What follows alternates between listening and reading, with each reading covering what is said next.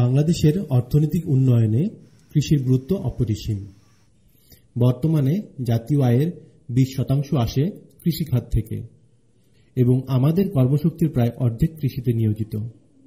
উত্তরাঞ্চলের কৃষি ফসলের মধ্যে অন্যতম হল নানা রকম শাকসবজি চাষ। অন্যান্য ঋতুর চাইতে শীতকালে শাকসবজির চাষ সবচাইতে বেশি। এই অঞ্চল থেকে উৎপাদিত শাকসবজি দেশের চাহিদা পূরণে গুরুত্বপূর্ণ ভূমিকা পালন করছে। পঞ্চগড় উপজেলার হাড়িভাষা ইউনিয়নের বেশিরভাগ কৃষক এবছর বিভিন্ন রকম শীতকালীন শাকসবজি চাষ করেছেন। পাইকানি গ্রামের আবুল হাসান 4 বিঘা জমিতে সারা বছর শুধু শাকসবজি চাষ করেন।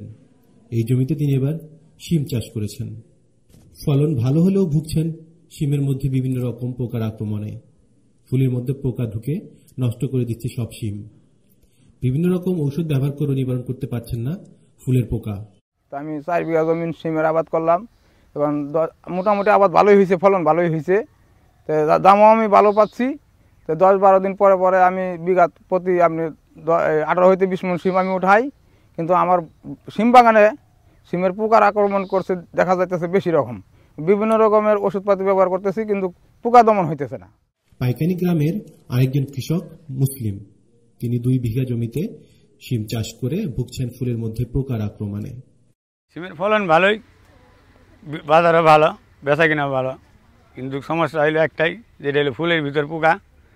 অনেক ওষুধ ব্যবহার করতেছি, ওষুধ কিন্তু কাম করে না, ফুলের পোকা আর যায় না। এই নতুন ধরনের পোকার আক্রমণে পঞ্চগড়ের শিম চাষিরা হিমশিম খাচ্ছেন।